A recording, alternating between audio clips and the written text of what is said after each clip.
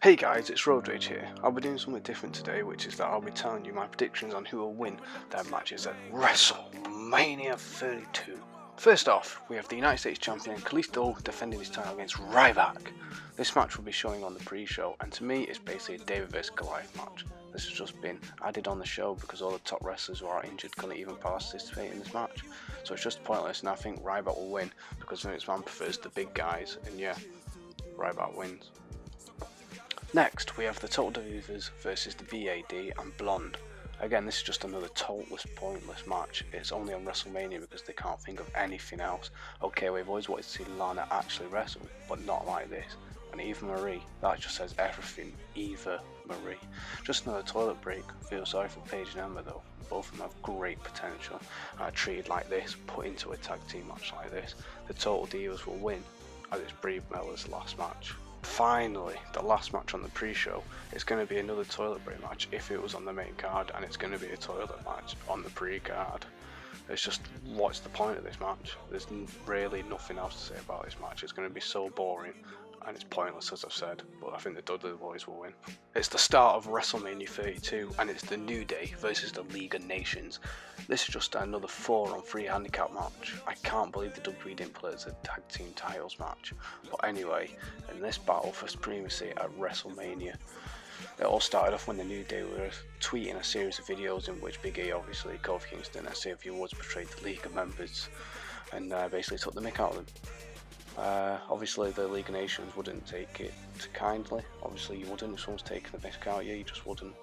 So the League of Nations vowed revenge. So I actually think that the New Day will get their own WrestleMania entrance, and it'll be a top WrestleMania entrance for years to come. But in the match, it'll be about a 15-20 minute match. I think there'll be a big surprise in this match, and it'll be the New Day need a fourth member really. Can't be doing a 4v3.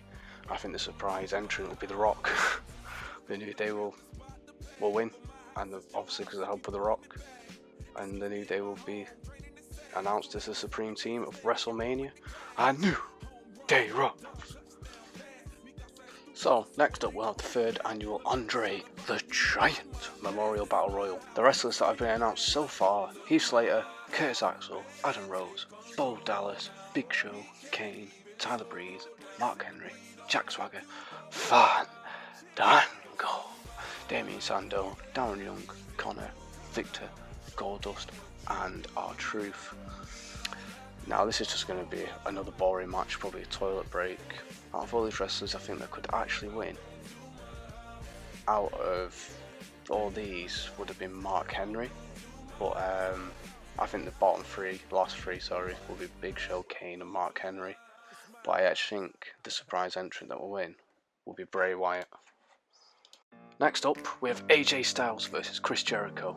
Styles and Jericho have had a big rivalry the last few months. It first developed and redeveloped around the principles of mutual respect and pure competition. The two exchanged victories, Styles on Raw and Jericho on SmackDown, leading to a highly anticipated match at WWE Fastlane. It didn't disappoint, it was actually quite a good match. But AJ Styles will win, as Chris Jericho is now known as the guy who puts over upcoming talent. And yeah, sorry Chris. Next, we have the Intercontinental Champion Kevin Owens versus Sami Zayn versus Dolph Ziggler versus Zack Ryder versus Cara versus The Miz versus Stardust in a 7-man ladder match for Kevin Owens' Intercontinental Championship belt.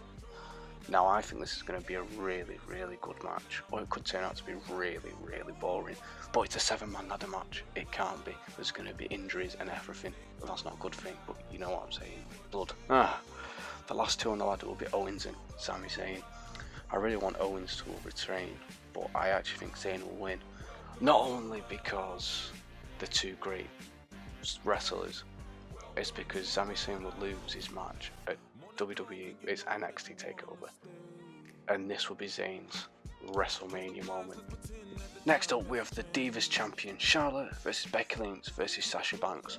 Now Charlotte's putting the Divas Championship up against these two competitors really, innit?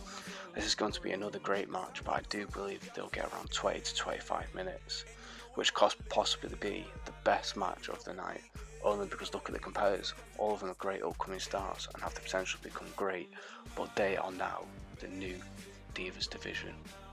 But I actually think in this match that Sasha Banks will win, but Becky Lynch has a good chance, but Sasha will win. And on Raw, the Divas division will no longer be, and it will become the women's division again. Next up, we have Shane McMahon versus The Undertaker in a Hell in a Cell match. If the dead man loses, not only will Shane McMahon take over Monday Night Raw, which we all would love to see, but The Undertaker will be barred from competing at WrestleMania ever again.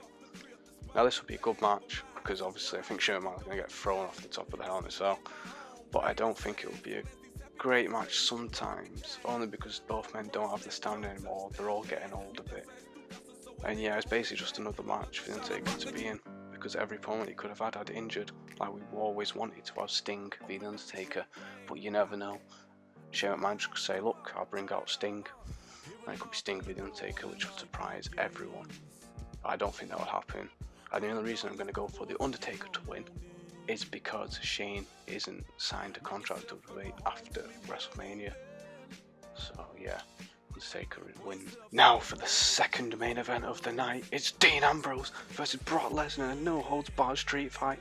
This is a very unpredictable match, as I originally thought that Dean Ambrose would win because of how much he got pushed. He's been pushed a lot the last few weeks. Now, I actually think Brock Lesnar will only win because he beat The Undertaker at WrestleMania. How can you not have someone get beaten at WrestleMania when they've beaten The Undertaker at WrestleMania? But if Brock Lesnar does lose, I think the Bray Wyatt and the Wyatt family will come out and interfere and help Dean Ambrose win and make a feud with Lesnar and then push Dean Ambrose into the title picture. But I just can't see WWE doing that, and I think Brock Lesnar will beat Dean Ambrose. Finally, for the main event, it's the WWE World Heavyweight Champion Triple H versus Roman Reigns. Yeah, Roman Reigns wins. Everyone knows it. But really, I want Triple H to retain. But if you look at WWE, they've pushed Reigns so much. I mean, they've actually forced him down our throats for well over a year now. And yeah, none of us like it. And we're all just going to boo the fuck out of him, out of the building. But Triple H is passing the torch. And I think The Rock will get involved somehow. If he doesn't get involved in the New Day, he'll get involved in the main event. Or Seth Rollins or John Cena could get involved somehow. And maybe they could distract Triple H, and maybe they could actually set up The Rock v Triple H, John Cena v Roman Reigns, Seth Rollins v Roman Reigns. I don't have a clue how it could set up, but if it did, I'd like The Rock to interfere and screw Roman Reigns, but that won't happen. He'll probably screw Triple H. So yeah, Roman Reigns wins. And that's my predictions for WrestleMania 32. Thanks for watching.